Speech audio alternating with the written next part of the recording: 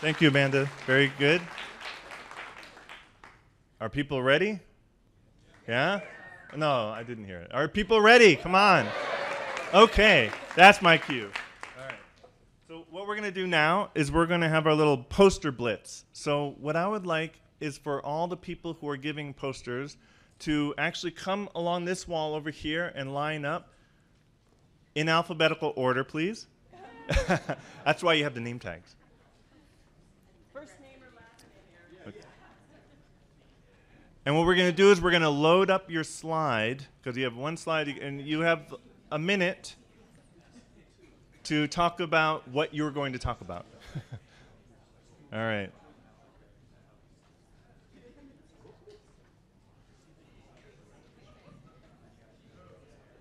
Nice. Look at this. It's just like an elementary school. Each of you is going to get a gold star. All right. So what I'm going to do is I'm going to just, you'll see your slide come up. We're going to forward it. And when you see your slide come up, just come up here, introduce yourself, and then give a 1 minute. You know, it's a little synopsis of what you're going to talk about to get us all jazzed about it, okay? So should we kick it off? Yep. Good. Morning, everybody. Come on. Yeah. Okay, my name's Peter Ballerstedt. I'm a forage agronomist, ruminant nutritionist.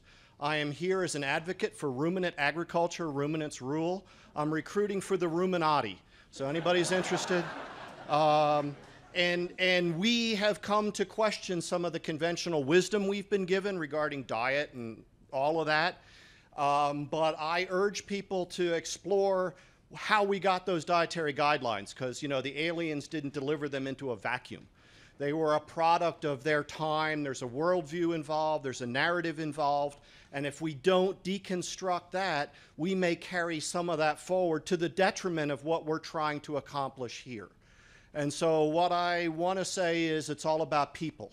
And anything that gets in the way of human flourishing, I think we should question seriously. So with that, ruminants rule. Thank you.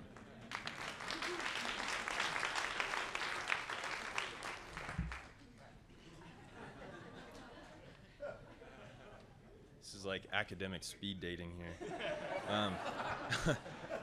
Good morning, my name is Derek Barber. Thanks to AHS for inviting me to present.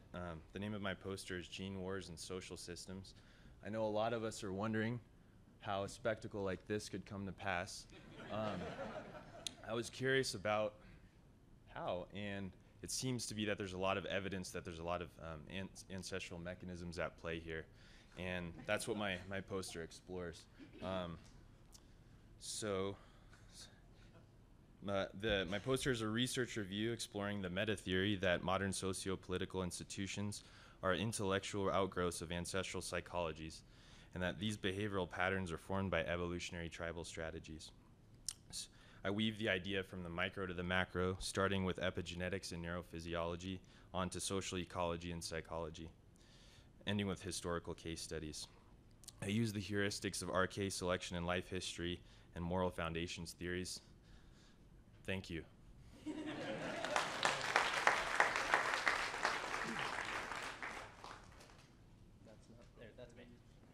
Hi, everybody. My name is Anthony Basili. Unfortunately, I don't have a joke planned, so sorry about that. I have a master's degree in human nutrition. I'm also a dietetic technician.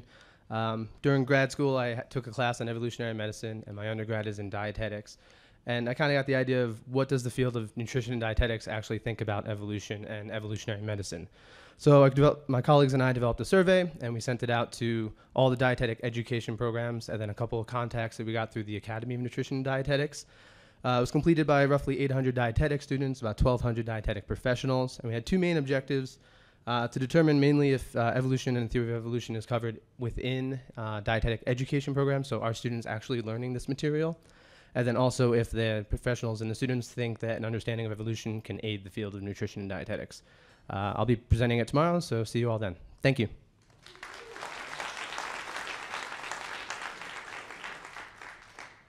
Hello, everybody. My name is Todd Becker. I write this blog, gettingstronger.org. I've been participating in AHS since 2012, talking on various topics. And I'm the hormesis guy. The byline of my blog is train yourself to thrive on stress. And when I say that, people look at me weird. Why do you want to stress yourself out? I take cold showers every day. I like to swim in the ocean. I eat 1, maybe 2 meals a day. I like to stress myself out. But the question is, why do that? And Aaron talked about evolutionary mismatch. A lot of paleo is about avoiding things, avoiding gluten, avoiding toxins.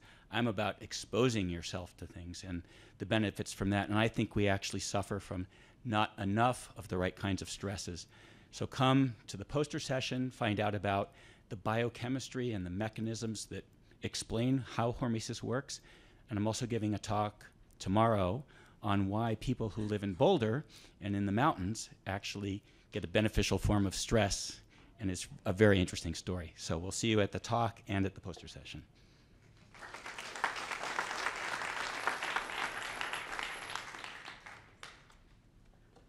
Hello, my name is Landra, and I am a PhD student at the University of Washington, where I work in a synthetic biology lab. I've heard synthetic biology not so affectionately called genetic engineering on steroids, but so I in my poster, I'm going to talk about what are GMOs, how are they made, some of the safety and concerns I've heard people have, some of the recent controversy over labeling, how GMOs are particularly presented in the media and how that can trigger some of the psychology of GMO opposition, and then my particular area of expertise, which is genetic engineering beyond agriculture, and how it can be applied to medically and industrially relevant problems, and also biologically relevant problems.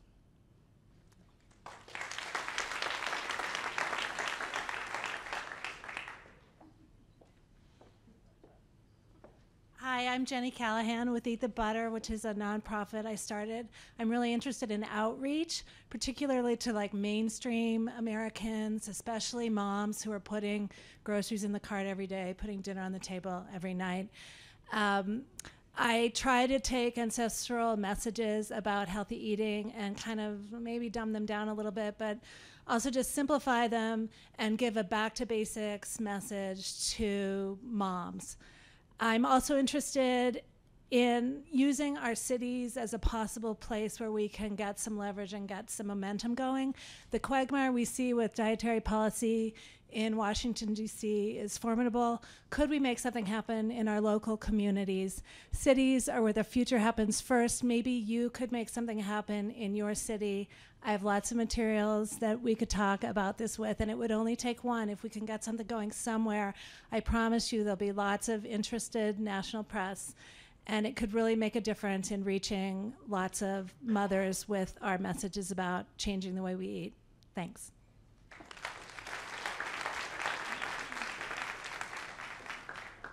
Hello, my name is Dr. Jeff Gerber, and I'm a local family doctor. This was a very easy conference to attend. So I'm going to talk about the primary drivers of heart disease and explain why traditional cardiovascular risk assessment based on Framingham methodology misses the mark. We're going to talk about the true root causes, including metabolic disease and hormonal dysregulation, and how to properly take action. And lastly, we're going to look at modern-day methods that properly address risk. And these include the 5-hour insulin assay and the heart calcium scan. And hopefully, at the end of my presentation, you'll understand why we call this the muddy waters of Framingham. Now also, as you can see, I'm a member of a group called Physicians for Ancestral Health. And we're an international organization of physicians devoted to ancestral principles and also lifestyle medicine. Now, we have a great conference every year in January. We call it a educational retreat. This year, it's going to be happening in Coconut Grove, near Miami, and all of our members are invited. Now, we actually have some members here. Could you guys raise your hand? So hopefully you'll get a chance to meet everybody. But membership is presently open to physicians, and we have also invited physician extenders as guests. So if you're interested in hearing more about the organization, we're going to have a get-together at lunch today in the West, I think here, and you're all invited. Thank you.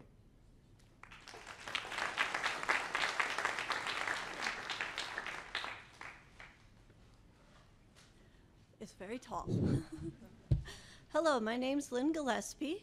I'm an organic farmer and an extreme introvert. So the guy with the stress, I am stressed, okay? We got that covered. I wrote a little bit down because I'm more comfortable in my garden than in front of you guys. So we'll just go through this and then I'll scurry out the back of the room, okay? But you guys can come see me at my poster. I'll be friendly. Okay.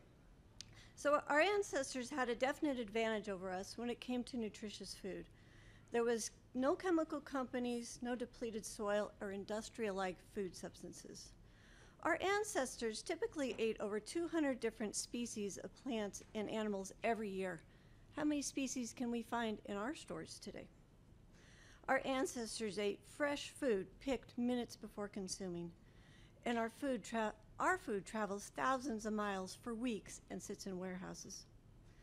Today, life is different. We don't have time to wild harvest the majority of our food. Most food is grown on depleted soils and freshness is rare. So where do we find nutritious food? The best solution to getting nutrient-dense, organic, mineralized food is to grow it ourselves. When we have control over our food source, we can have all the variety, freshness, and nutrient density that we desire for only pennies a day, making nutrient density available to everyone. Now I know what you might be thinking. Gardening is too hard. I have tried it and failed, and I don't have enough time. But this is where a new modern gardening system comes in. So my mission is to help the ancestral community to upgrade their gardens to an easy system that works for today's busy person. You've upgraded your phones and your computers. Now it's time to upgrade your garden. So our high-performance garden is 128 square feet. That's about the size of 3 king-size beds. And we grew over 740 pounds of food worth over $2,500 in only a 15-minute-a-day commitment. So turn off Facebook, go outside. So that's enough savings that a family could buy an entire beef. So not only are you providing the vegetables, but now you can bring the meats into the story.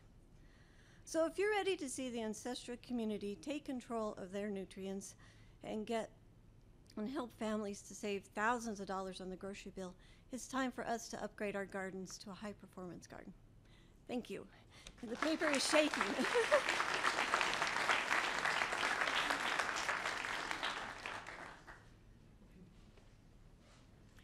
In his book, Being Mortal, how many people have read it? Great. Atul Gawande describes dinner at a senior retirement home or a nursing home. I don't remember what it was, but what he pointed out was the excitement that evening wasn't what was going to be on the menu, but it was who was going to choke first and who was going to rush to their aid and how many people would choke and how slowly you had to talk to people while they were eating. I'm a family physician. I've had an integrative medical practice for 25 years, and both I and my patients are aging. A lot of what we face in a medical setting can be addressed with incorporating ancestral lifestyles, but I would suggest that they are necessary but not sufficient when it comes to aging. There are at least 3 physiological changes that make it difficult for a person over a certain age, and everybody's different, to move their food from their tongue to their throat.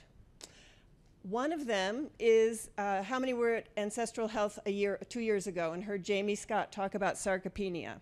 Did you know you can get sarcopenia of your tongue? So there are a lot of tweaks to do in the ancestral lifestyle for older people to avoid putting them on unnecessary medications. See you Saturday afternoon. Bye.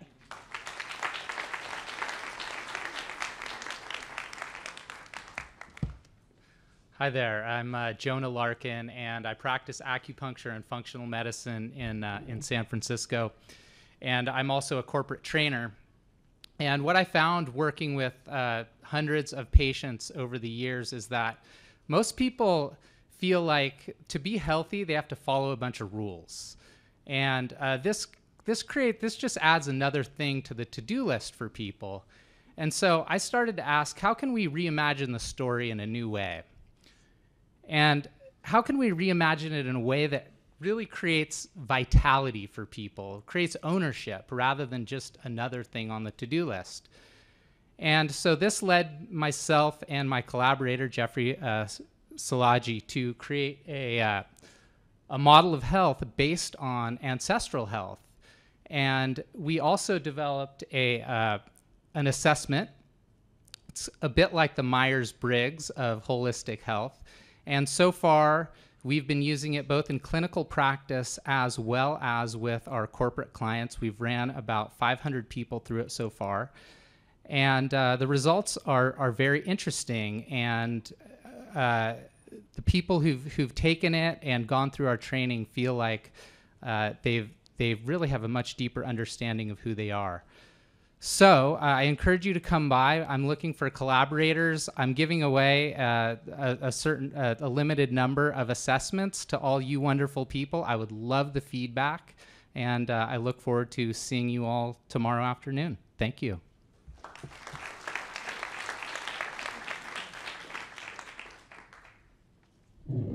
So I'll be presenting my poster on Saturday on the results of a pilot study.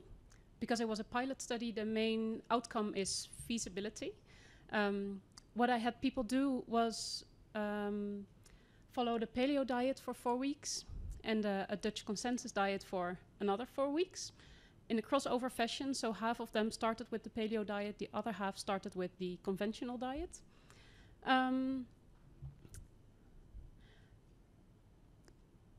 Feasibility was the main outcome, but I think the most interesting outcome, to me at least, and I think to most of you as well, is pictured in those two graphs. It's physical symptoms and psychological symptoms. And what you can see in the graph, the blue line is the group that started with the PALEO diet, and they show a drop in physical as well as psychological symptoms after following the PALEO diet for 4 weeks. But no further drop or even a slight increase in symptoms when they switched to the conventional diet. In the other group that started with the conventional diet, they didn't show a real drop at first, but when they switched to the PALEO diet, they did show a real drop. I guess no one is really surprised about this, or no one here at least. So these results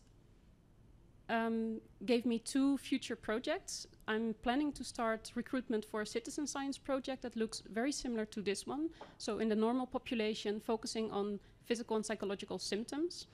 And I'm doing a pilot study with outpatients who are treated for a clinical depression and see what the PALEO diet can do for them. So if you want to know more about the results of this pilot study or about my future plans, please visit my poster on Saturday.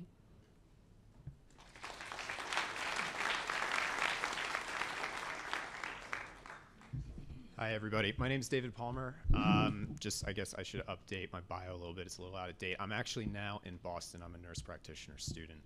So if you guys are in the Bay State, let's meet up, let's party. But with so little time, it's really hard to kind of cover what I saw in the literature review. But basically, there's a subset of the population, individuals that have the homozygous minor version of the APOA2 gene. And what seems to happen in these individuals is that they respond differently to saturated fat in the diet than the rest of the population. In many studies across different populations, pretty much all over the world, there was many different samples. They were able to determine that the people that reported a higher intake of saturated fat had a higher BMI, different measures of adiposity depending on the method used. And in one study actually had higher serum ghrelin. So the interesting thing is this is only individuals who are CC, homozygous CC, and only the individuals who reported a high saturated fat intake. Those with at least one copy of the T allele did not show a significant relationship between their reported saturated fat intake and measures of adiposity depending on the study. So there has been one intervention study to this point that's not all that exciting. But there's definitely, I'd say, a critical mass of observational studies that say it's time to experiment and understand how these individuals with the CC variant would respond best to modifications of their diet to have better body composition.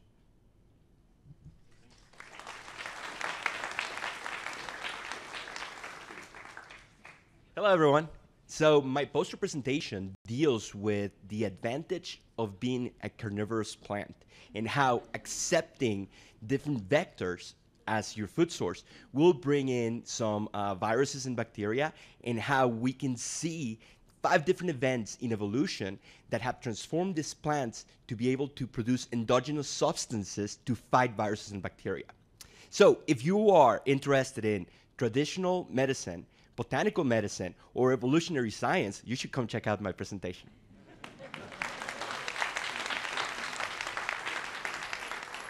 Yeah, I received an email this morning from Rachel Suppak, and she will be unable to make the, she's unable to make it right now, but she will be available to be by her poster, which is the interaction between the gut microbiome and mood disorders, so I'll be able to check that out.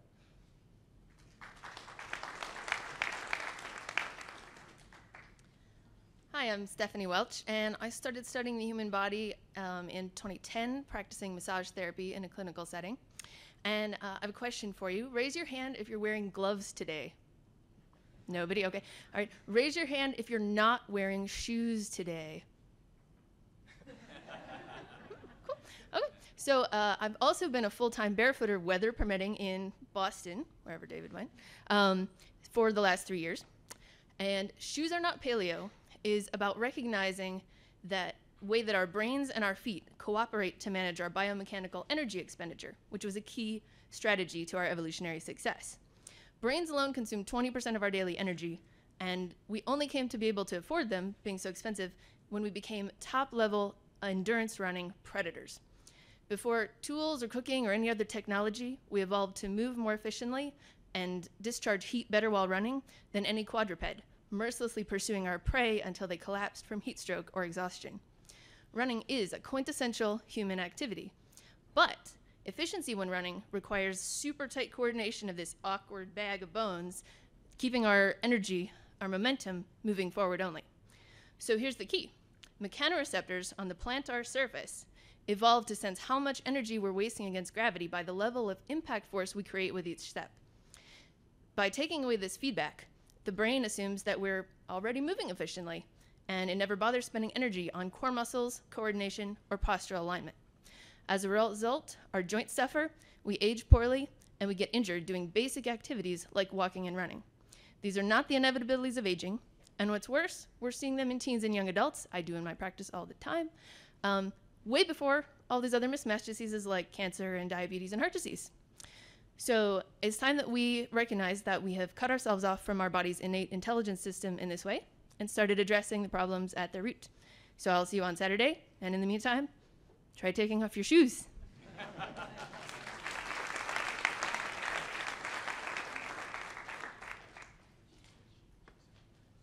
Hi everyone, my name is Mickey Williden, and I am a nutritionist and research associate at AUT University, which is in Auckland, New Zealand. I'm in Dunedin, New Zealand. I'm also part of the exec team for the Ancestral Health Society of New Zealand, and we had our first international symposium last year in October in Queenstown. So if you think that Boulder is an amazing city, as I do, honestly, Queenstown, I would say is even more amazing. So just keep your eyes out for our advertising of our conference for October next year.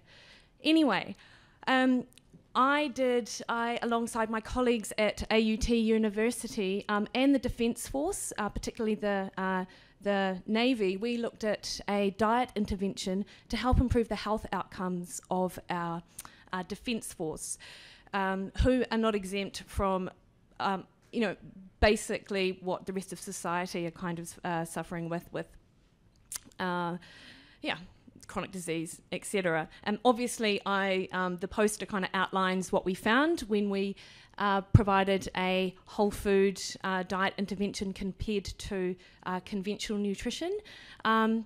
So come talk to me when, I'm pretty sure it's Saturday that I'm showing my poster, because of course it's not necessarily just the diet that we put them on. It's I think there were some interesting challenges with regards to the dietitians in the Navy and their response to what we did and how it's kind of playing out in translation, or how it's translating into what they're doing on a couple of the bases. So yeah, thank you.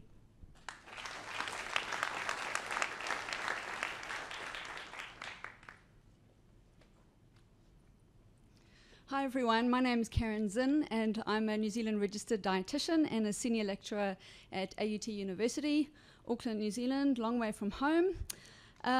So our group at our research centre, we're a group of academics and nutrition practitioners, and we've just finished a feasibility trial, so a 12-week study, which we did on children aged between 8 and 13. It was a whole food approach with a lower carbohydrate, higher fat paradigm, so LCHF, low carb, healthy fat. And what we did was we looked at some of efficacy outcomes such as body composition and some blood markers, lipid outcomes and glycemic markers. But the main purpose of the study was to look at key feasibility aspects. So we looked at the acceptability of the diet itself, the types of foods that they ate. We looked at affordability of eating in such a way for the whole family. We looked at recruitment issues and the ease with which we could recruit kids onto a low-carb kid study in our mainstream world in New Zealand. And we also looked at dropout rate. So we found some really good outcomes for those who went through the study for the 12 weeks. If you want to know what they are, please come and visit and have a chat on Saturday afternoon. Thank you.